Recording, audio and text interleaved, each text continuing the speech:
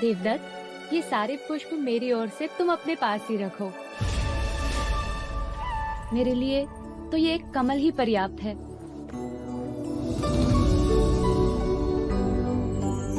क्या अंतर है मेरे कमल में और सिद्धार्थ के दिए हुए कमल में? प्रत्यक्ष तो कोई नहीं, किंतु हाँ, परोक्ष अवश्य है। हाँ देवदत्त, ये सारे पुष्प तुमने अपने सेवकों से मंगवाए हैं और सिद्धार्थ स्वयं जाकर लेकर आए हैं। हाँ, देखो, सिद्धार्थ के पैरों में अभी भी मिट्टी लगी है।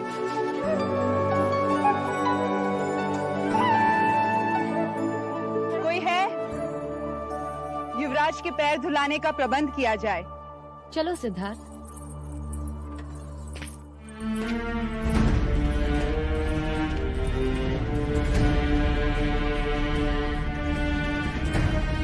लाओ।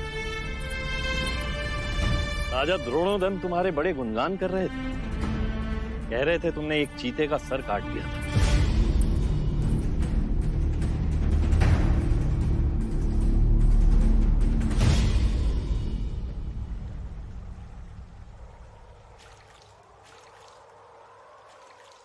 सुना है तुमने रंगभवन में किसी गणिका और कौशलराज के राजदूत का विवाह करवाया है। हाँ, वो दोनों एक दूसरे से बहुत प्रेम करते थे। अर्थात अब तुम प्रेम को समझने लगे हो। हाँ, कुछ कुछ समझने लगा हूँ, पर अनुभूति से वंचित हूँ। अरे गोपा, क्या हुआ गोपा? कुछ नहीं।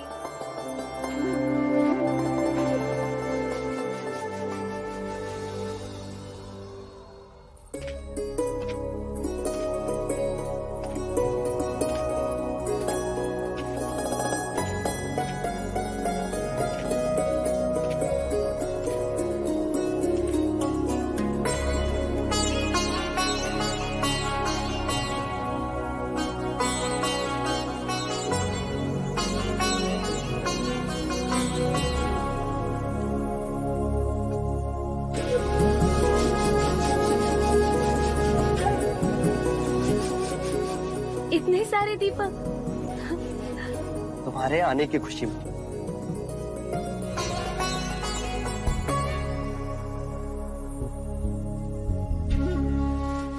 तो अब शब्दों को दृश्य में बदलना सीख लिया तुमने।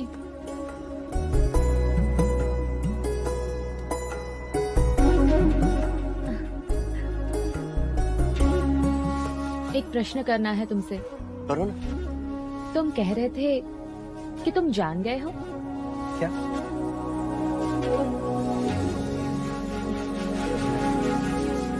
प्रेम को। तो अब बताओ, प्रेम क्या है? सच कहा था तुमने। जल से पतला है प्रेम, प्रकाश से तेज है प्रेम। जो आंखों से होता है, जो हृदय से छलकता है, जो बातों में महकता है, वो प्रेम है। प्रेम सब जगह दिखाई देता है। वृक्ष से लिपटी इन लताओं को देखो, हरी झाड़ियों और सरोवर में प्रेम। हंसनी के पीछे हंस का चलना प्रेम। वर्षा ऋतु में मेंढकों का टर टर करना भी प्रेम। अब ये मेंढकों का टर टर बंद करो और कहो, ये प्रेम यदि मनुष्य में हो तो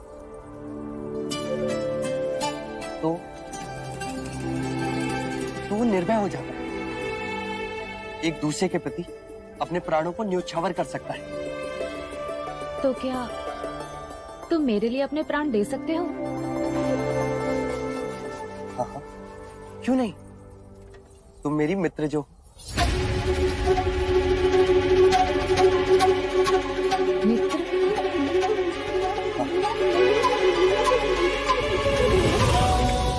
और कुछ नहीं? और क्या गोपा?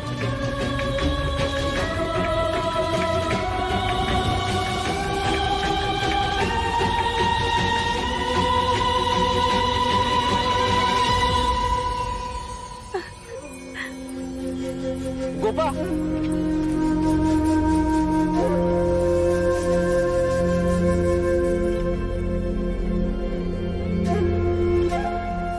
हंसते हंसते भाग जाते,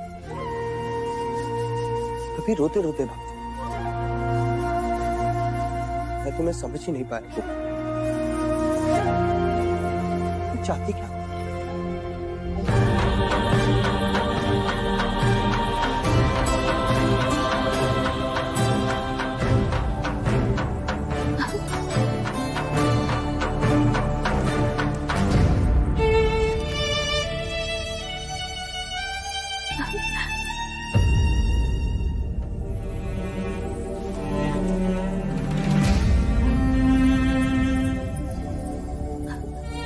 यशोधरा, क्या हुआ? आप रो क्यों रही हैं? क्या युवराज सिद्धार्थ ने कुछ कहा?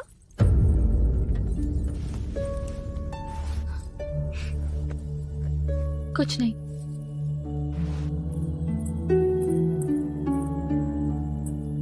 मैं आपको बचपन से जानती हूँ। बताइए, क्या बात है? कुछ कहते ही नहीं। जो शब्द मैं सुनना चाहती हूँ वो शब्द उनके मुख से निकलते ही नहीं। क्या सुनना चाहती हैं आप? यही कि तुम्हारी बहुत याद आई। मैं तुमसे प्रेम करता हूँ। और हमारे युवराज क्या बातें करते हैं? वृक्ष की, लताओं की, सरोवर की, बारिश की, मौसम की, मेंढक की, ज्ञान की और केवल ज्ञान की बातें। प्रेम की तो जैसे कोई अनुभूति ही नहीं है उन्हें।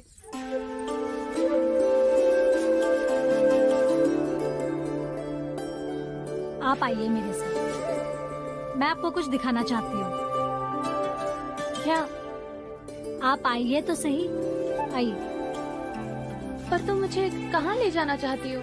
आप आइए, आइए।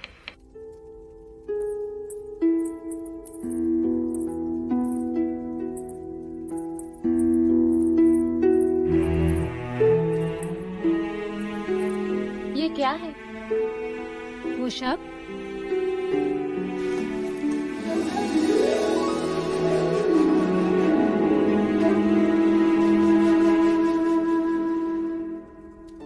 ये तो मेरी प्रतिमा है। ये किसने बनाई? युवराज ने।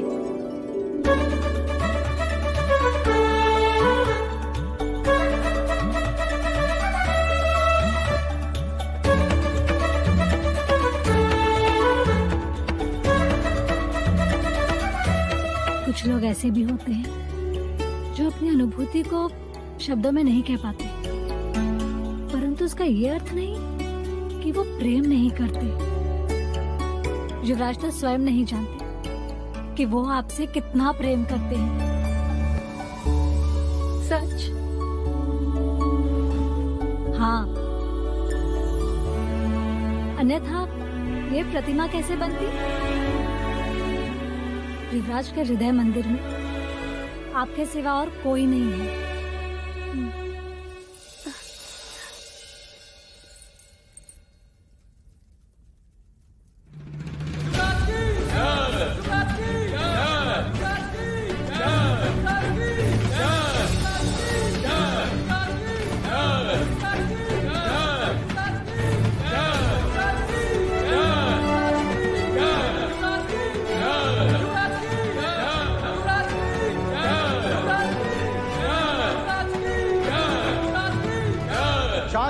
शांत हो जाइए।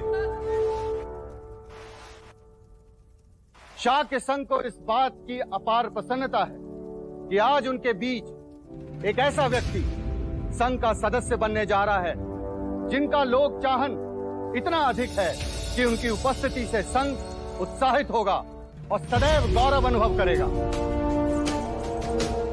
मैं शाह के कुल नरेश महाराज शुद्धोधन के जयेश पुत्र सिद्धार्थ गौतम को शाक्य संघ का सदस्य बनाने का प्रस्ताव रखता हूं। क्या इनकी सदस्यता सबको स्वीकार है?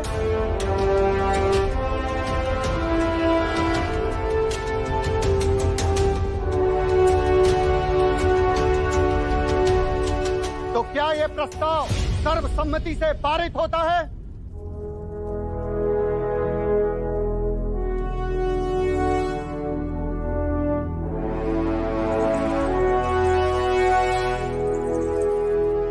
सिद्धार्थ गौतम को शाक्य संघ का सदस्य बनने की बधाई हो। बधाई हो युवराज, बधाई हो।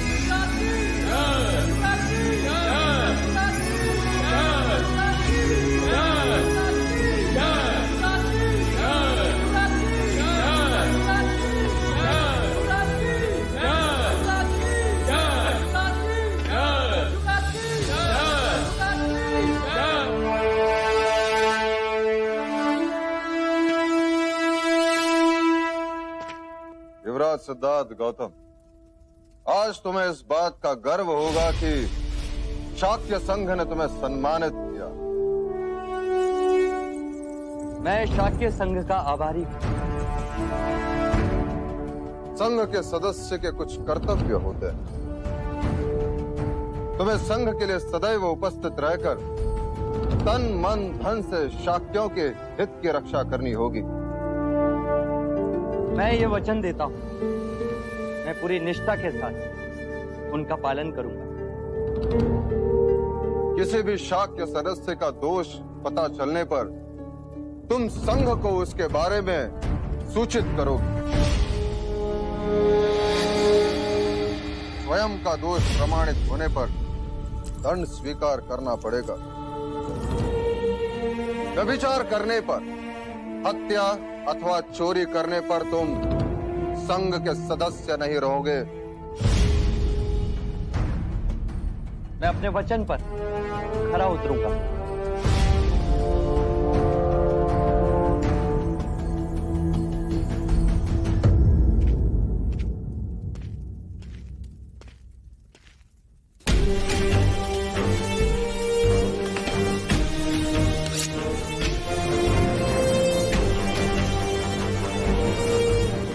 प्रतिज्ञा करता हूँ, मैं शाक्य कुल के सभी नियमों का सदैव पालन करूंगा।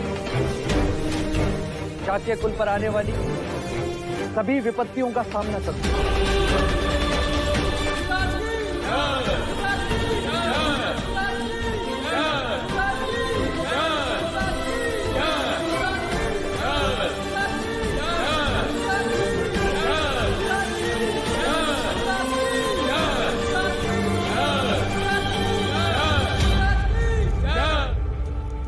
आज तुम इस संघ के सदस्य बने हो, कल इसी संघ के शिरोमणि भी बनोगे और हम शाक्यों का नाम संपूर्ण भारतवर्ष में गूंजेगा।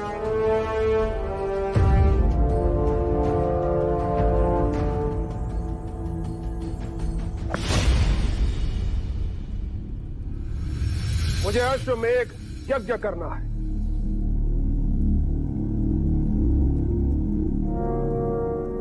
आप अश्वमेघ यज्ञ का अर्थ जानते महाराज? जानता हूं और समझता भी हूं महामंत्री।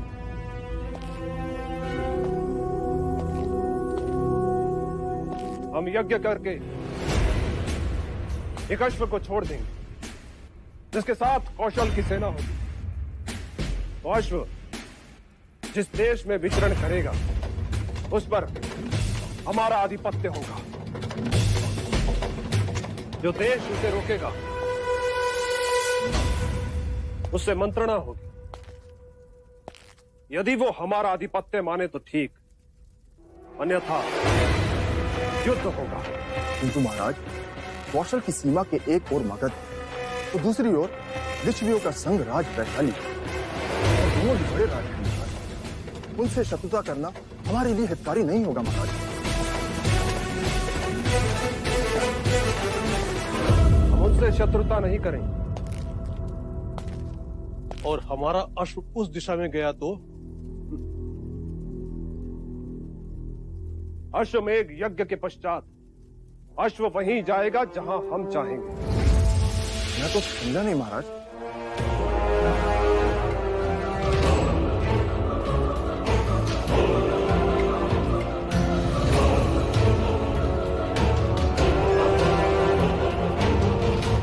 ये हमारी सेना और ये उनकी सेना, परंतु हमारे सबसे निकट शाक्यों का गणराज और अश्व सबसे पहले शाक्यों के देश कपिलवस्तु जाए। अश्वमेघ के अश्व को देख राजा शुद्धोधन हमसे संधि कर ले तो ठीक, नहीं तो हमें युद्ध करने का कारण मिले और हम तलवार की धार कपिलवस्तु को जीत और समस्त शाक्य देश हमारा हो जाए, हमारा। शाक्यों की सेना मिलने के बाद हमारी सैन्य शक्ति भी भगत और विशाली जितनी शक्तिशाली हो जाएगी। क्यों महामंत्री?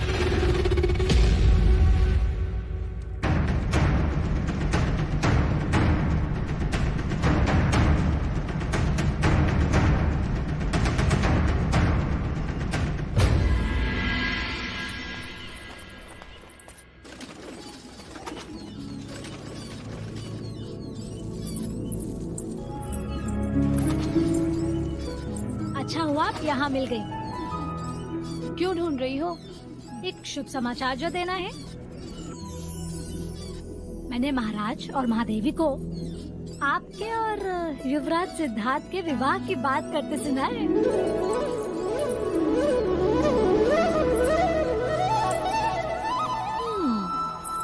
अब समझ में आया।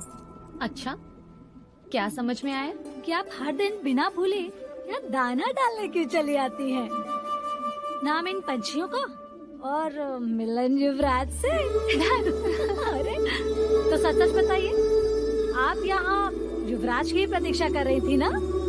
जानती हो तो फिर पूछ क्यों रही हो? इतना ही समझती हो तो फिर यहाँ क्यों रुकी हो? जाओ यहाँ से। अरे जाओ।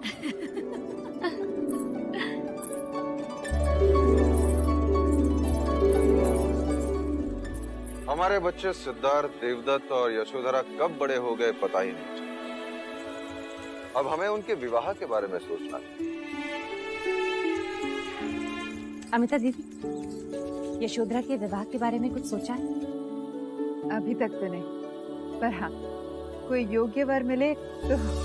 यशोधरा के लिए वर खोजने की क्या आवश्यकता है? वर तो यही है कपिलवस्तु में हमारा देवदत्त।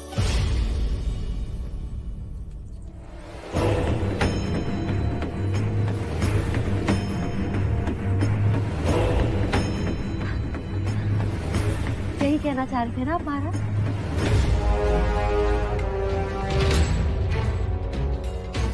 मैंने तो पहले से इनसे कह दिया कि जब अमिता दीदी आएंगी मैं उनसे ये बात जरूर छेड़ूंगी। हमने भी ऐसा ही कुछ सोचा कि आप हमसे देवदत्त के बारे में ही बात करेंगे।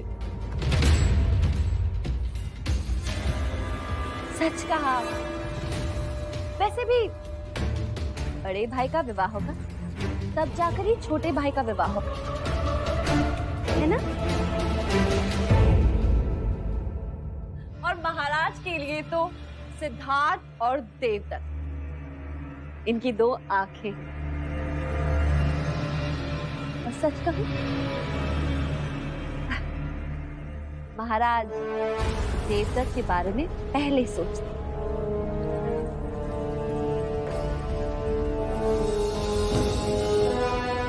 आप बैठे क्या हैं?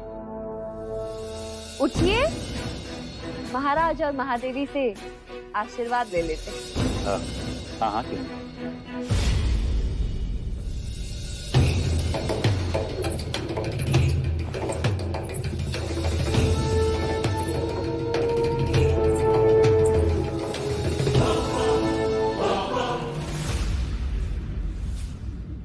सबके सब बस दाना चुगे जा रहे हो। है किसी को मेरी परवाह? है कोई जो जाकर युवराज को बुला लाए?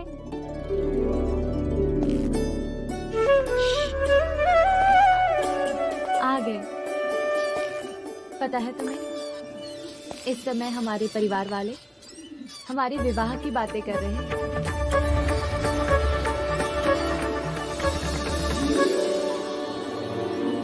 यही शुभ समाचार सुनाने तो मैं यहाँ आया।